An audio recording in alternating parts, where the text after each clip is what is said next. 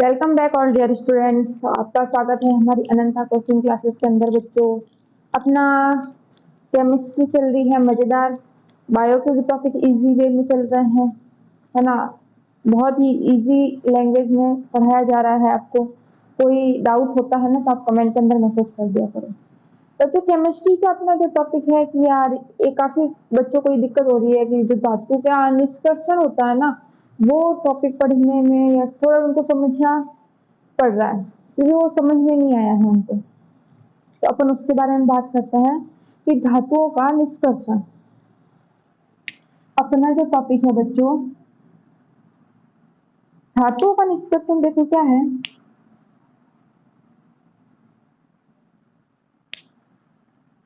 धातुओं का निष्कर्षण का मतलब तो ये होता है कि धातुओं को शुद्ध करना।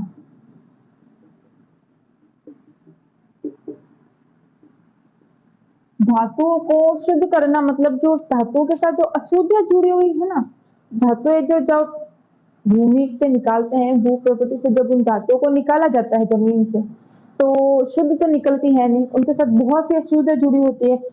एक धातु से ऐसा तो है नहीं वो प्योर वो धातु ही निकले, उसके साथ और भी धातुएं होंगी जो उसमें मिक्स होगी, वो मिक्सचर में निकलती है। पूरा उसको साफ किया जाता है, उसको अलग किया जाता है, अलग अलग धातु को अलग अलग किया जाता है।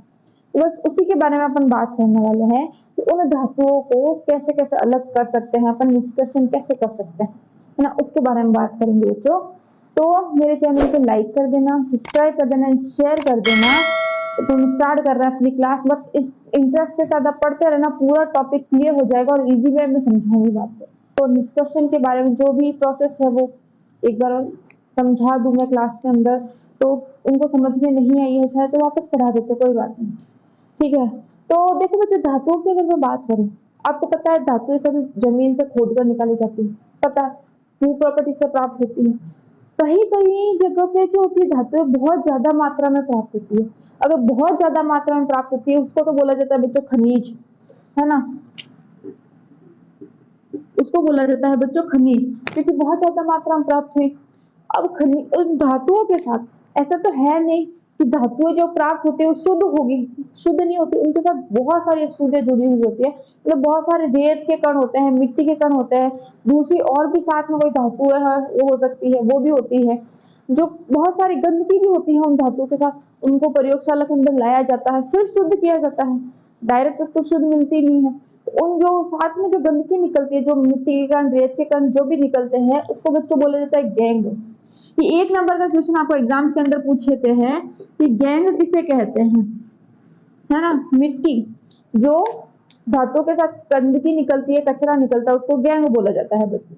फिर देखो धातुओं का निष्कर्षण की मैं बात करूं, आवर्त सारणी के अंदर धातुएं किस तरह से रखी गई है, सबसे ऊपर, सबसे नीचे, और देखो सबसे नीचे जो होती है कम क्रियाशील धातुएं होती हैं। आवर्त सारणी के अंदर सबसे नीचे जो धातुएं आई है वो सबसे कम क्रियाशील होती है, ज्यादा क्रिया नहीं करती है ना। बीच में जो रखी गई है वो है बच्चों मध्यम क्रियाशील। सबसे ऊपर जो धातुएं रखी गई है ना, उच्च क्रियाशील धातुएं, उच्च क्रियाशील धातुएं रखी गई है सबसे ऊपर। फिर देखना कम क्रियाशील धातुओं के अंदर कौन कौन सी आती है, गोल्ड, सोना, चांदी, तांबा, है ना, टंगिस्टन, ये सब किसके अंदर आता है, गोल्ड, सोना, चांदी, तांबा, टंगिस्टन। ये जो धातु होती है सबसे कम क्रियाशील होती है और सबसे नीचे आती है आवर्त सारणी के अंदर, सबसे नीचे रखी गई है। आप इनको वायु के अंदर खुला छोड़ दो, मतलब ऐसे हवा में छोड़ दो, किसी तरह की कोई रिएक्शन नहीं करेगी। सोना 2 दिन हवा में रख लो, ऐसा कैसा पड़ा रहेगा, कोई रिएक्शन नहीं करेगा। अब देखना मध्यम क्रियाशील धातुएं बिल्कुल मध्यम क्रियाशील होती है। कौन कौन सी, जैसे लोहा हो गया बच्चों, लोहा क्रिया करता है, हवा में खुला छोड़ दो 4 दिन नहीं करेगा, लेकिन बाद में वो थोड़ा थोड़ा थोड़ा थोड़ा उसके ऊपर क्या होगा, जंग लगना शुरू हो जाएगा, हो गई क्रिया, मतलब ये मध्यम क्रियाशील होता है। उच्च क्रियाशील धातु देखो पोटेशियम, सोडियम, मैग्नीशियम, एल्यूमिनियम, है ना। ये जो धातुएं इतनी तेज क्रियाशील होती है बच्चों कि अगर इनको खुली हवा में छोड़ दे, ऐसे ही स्वतंत्र छोड़ दे, आजाद छोड़ दे, तो ये आग पकड़ लेती है। रिएक्शन कर लेती है, विस्फोट कर लेती है, इतनी तेज क्रियाशील धातु होती है। इसलिए इनको जो है वो खुला नहीं रखा जाता है, इनको कभी खुला नहीं रखा जाता। क्यों? वायु में के अंदर क्या होती है? ऑक्सीजन। खुला रखोगे तो ये आग पकड़ लेगी, इसलिए इनको किसी डब्बे में बिना वायु के पैक करके रखा जाता है। ये इन धातुओं को खुला रखा जाता है, ऐसे ही छोड़ सकते हैं अपन खुले में, है ना। वैसे तो सोने को कोई खुले में छोड़ता नहीं है, बस बता रही हूँ कि कम क्रियाशील होती है। सोने को खुले में छोड़ो 2 मिनट के अंदर गायब। ये तो है बच्चों क्रियाशील वाली धातु, कौन सी ज्यादा है कौन सी कम है। फिर देखो अपन बात करते हैं, आपको पता है कि समुद्र के अंदर से भी धातुएं निकलती है। कौन सी? सोडियम। सोडियम से आप क्या बनाते हो? नमक बनाते हो ना। सोडियम से आप नमक बनाते हो, तो वो भी क्या है? धातु। मतलब समुद्र के अंदर से भी आप धातुएं निकलती है। फिर देखो बच्चों कि इसका अयस्क, मतलब इसका अयस्क क्या हो गया कि धातुओं को जो एक साथ अपन प्राप्त करते हैं उसको अयस्क ही बोला जाता है। वैसे तो मतलब शुद्ध तो होती नहीं है, उसके साथ जो भी मिक्स में जो धातुएं प्राप्त होती है, कचरा वगैरह सब और अदर दूसरी धातुएं मिक्स होती है धातु के साथ, उन सबको मिला के अयस्क बोला जाता है ना। तो अयस्क को किस तरह से साफ कर सकते हैं? 3 तरह से साफ कर सकते हैं। देखो कौन कौन से।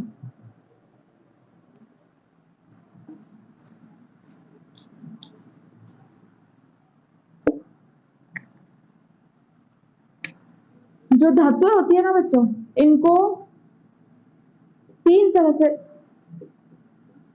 जो सबसे उच्च क्रियाशील धातुएं हैं, जो सबसे उच्च है, उसको तो विद्युत अपघटन द्वारा, उसको तो इलेक्ट्रिक द्वारा, विद्युत अपघटन द्वारा साफ किया जाता है। जो मध्यम होती है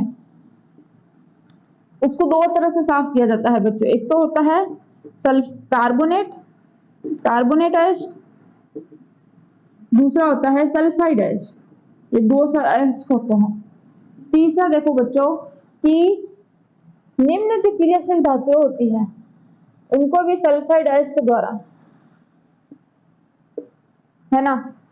तो उच्च धातु को विद्युत अपघटन द्वारा, सबसे पहले अपन विद्युत अपघटन देखते हैं कैसे। अपन क्या करते हैं, एक फ्लास्क लिया मैंने, एक फ्लास्क ले लिया। अब इसके अंदर मैंने क्या किया, यहाँ तक मान लो मेरे को कॉपर धातु मतलब तांबा साफ करना है। तांबा के अंदर बहुत सारी गंदगी है, कचरा है, उसको साफ करना है। तो तांबे के साथ क्या है? H2S, तांबे के साथ सल्फर भी है। तो मेरे को मैं क्या करूंगी अब कि मैंने क्या ले लिया कि SCuSO4, कॉपर सल्फाइड का मैंने विलयन ले लिया। कॉपर सल्फाइड का मैंने क्या ले लिया, एक लिक्विड ले लिया, एक जार है, फ्लास्क ले लिया, फ्लास्क के अंदर मैंने कॉपर सल्फाइड का एक विलयन ले लिया। अब मैं क्या करती हूँ, 2 इलेक्ट्रोड लेती हूँ, 2 इलेक्ट्रोड लेती हूँ, मतलब 2 लोहे की पतली पतली, जो स्टील टाइप समझ लो आप, तार समझ लो, इलेक्ट्रोड ले लिए मैंने। एक को दाम, एक है एनोड एक है कैथोड, है ना, आपको समझने के लिए। ये है एनोड, ये है बच्चों कैथोड, नाम दे दिया मैंने इनको, ठीक है। अब मैंने क्या किया, इसके अंदर करंट तो मेरे को प्रवाहित करना पड़ेगा, करंट होगा तभी तो रिएक्ट होगा। अब रिएक्ट कैसे होगा वो भी ध्यान से समझ। मैंने एक तार लिया जिसके अंदर मैंने सेल लगा लिया, पॉजिटिव नेगेटिव, और इन सेल को, सेल के जो नेगेटिव और पॉजिटिव मुंह थे उससे मैंने तार को इलेक्ट्रोड से कनेक्ट कर लिया। इन 2 इलेक्ट्रोड से मैंने दोनों तारों को कनेक्ट कर लिया। अब मैं क्या करती हूँ कि इसके अंदर मैं स्विच ऑन करके करंट प्रवाह करती हूँ, धारा प्रवाहित करती हूँ, करंट छोड़ती हूँ इसके अंदर। फिर क्या होगा कि जो कॉपर सल्फाइड का विलयन था, इसके मैंने एनोड के ऊपर क्या लिया कि अशुद्ध, जो मैंने अशुद्ध डायरेक्ट जमीन से खोदकर धातु निकाली वो इसके ऊपर चिपका दी। मेरे को साफ करनी है धातु को, शुद्ध करना है धातु को, साफ करनी है, प्योर करनी है। तो मैंने गंदी जो धातु थी, मिक्स कचरा मिक्स धातु थी, वो तो इसके ऊपर चिपका दी, लगा दी, और जो शुद्ध धातु थी ना थोड़ी सी, वो इसके ऊपर लगा दी। तो अब हुआ क्या कि जैसे ही मैंने इसके अंदर करंट डाला, इसके अंदर करंट प्रवाहित हुआ, तो जो शुद्ध धातु थी, शुद्ध धातु मतलब Cu+2 के जो कण थे, तांबे के जो कण थे, जो धातु के कण थे ना, वो तो किसके ऊपर आ गए, इसके ऊपर आ गए। ये जो मोटी थी ना गंदगी वाली, तो वो धातु के सारे कण थे इसके ऊपर आ गए, इसके ऊपर आके चिपक गए। करंट धारा छोटी धारा प्रवाहित करते ही तो जो गंदगी थी ना वो नीचे गिरती गई, गिरती गई, गिरती गई, और गंदगी यहाँ आके इकट्ठा हो गई एक जगह। और सारी धातु, प्योर धातु, एकदम शुद्ध कॉपर, एकदम शुद्ध तांबा यहाँ चिपक गया और गंदगी सारी नीचे गिर गई और यहाँ आके इकट्ठी हो गई।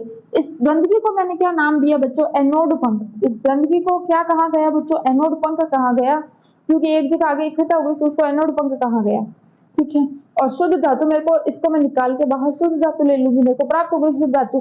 तो ये प्रोसेस कौन सी थी बच्चों? विद्युत अपघटनी। ये प्रोसेस थी विद्युत अपघटनी बोला गया है इसको। ये किसके लिए यूज की जाती है? उच्च क्रियाशील धातुओं के लिए, क्योंकि उनको खुला तो छोड़ नहीं सकते, तो इस तरह से उनको साफ किया जाता है। कि ये जो अपने पास मध्यम धातुएं हैं, मध्यम धातुएं, उनको कैसे क्लियर करें? मध्यम धातुएं जो होती है वो दो तरह से क्लियर होती है। उनके साथ एक तो कार्बोनेट अयस्क होता है और एक सल्फाइड अयस्क होता है। दो अयस्क होते हैं, धातुओं के साथ अयस्क होते हैं, दो होते हैं, सल्फाइड और कार्बोनेट अयस्क। तो कार्बोनेट अयस्क को साफ करने के लिए जो प्रोसेस यूज की गई है उसको बोला जाता है निस्तापन, और सल्फाइड अयस्क के साथ धातुओं को साफ करने के लिए बोला जाता है भर्जन। जो प्रक्रिया यूज करता है ना सल्फाइड अयस्क धातु को साफ करने के लिए, जिन धातुओं के साथ सल्फाइड जुड़ा हुआ है उनको साफ करेंगे तो उस प्रोसेस को बोलेंगे भर्जन। जिन धातुओं के साथ कार्बोनेट अयस्क जुड़ा हुआ है उसको, धातुओं को साफ करेंगे तो उसको बोलेंगे अपन निस्तापन। कैसे साफ करेंगे? कार्बोनेट धातु को मैं उच्च ताप पर गर्म करूं, किसके ऊपर? उच्च ताप पर गर्म करने पर वो धातुएं जो होती है, जो धातुएं होती है वो धातुएं ऑक्साइड के रूप में आ जाती है। ऑक्साइड के रूप में आने के बाद उनको और ज्यादा आसान हो जाता है उनको शुद्ध करने के लिए। तो धातुएं क्या होती है? जब मैं उच्च ताप पर गर्म करूंगी तो वो धातुएं कार्बोनेट अयस्क से धातु ऑक्साइड के रूप में आ जाएगी, तो उस प्रक्रिया को बोला जाता है निस्तापन बच्चों। और जब सल्फाइड अयस्क धातु को मैं गर्म करूंगी तब वो धातु जो है ऑक्साइड के रूप में आ जाएगी, धातु ऑक्साइड बन जाएगी। धातु सल्फाइड से किसमें चेंज हो जाएगी? धातु सल्फाइड अयस्क से किसमें चेंज हो जाएगी? ऑक्साइड के अंदर, धातु ऑक्साइड के अंदर चेंज हो जाएगी। तो इस प्रोसेस को क्या बोला जाता है बच्चों? भर्जन बोला जाता है।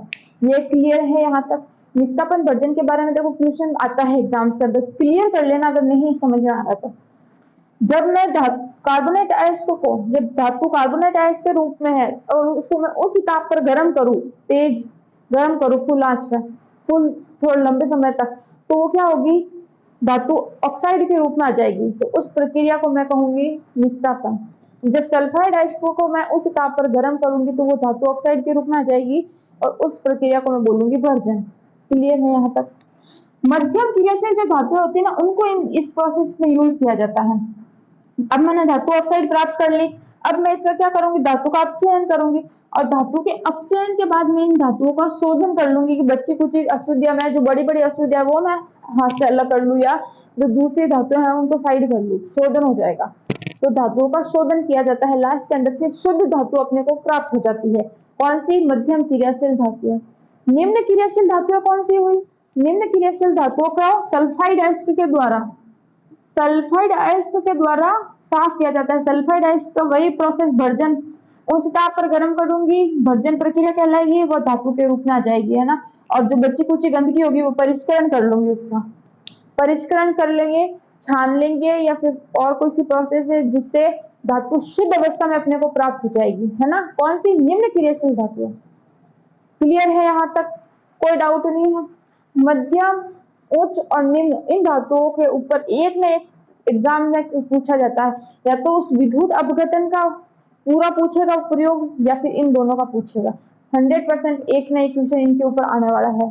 ठीक है, यहाँ तक कोई नहीं समझ में आया हो तो मुझे कमेंट के अंदर मैसेज कर देना बच्चों, डाउट मत रखना मन में। मेरे चैनल को लाइक कर देना, सब्सक्राइब कर देना, शेयर कर देना, ताकि मेरी नेक्स्ट वीडियो आपको देखने को मिले। जय हिंद, जय भारत।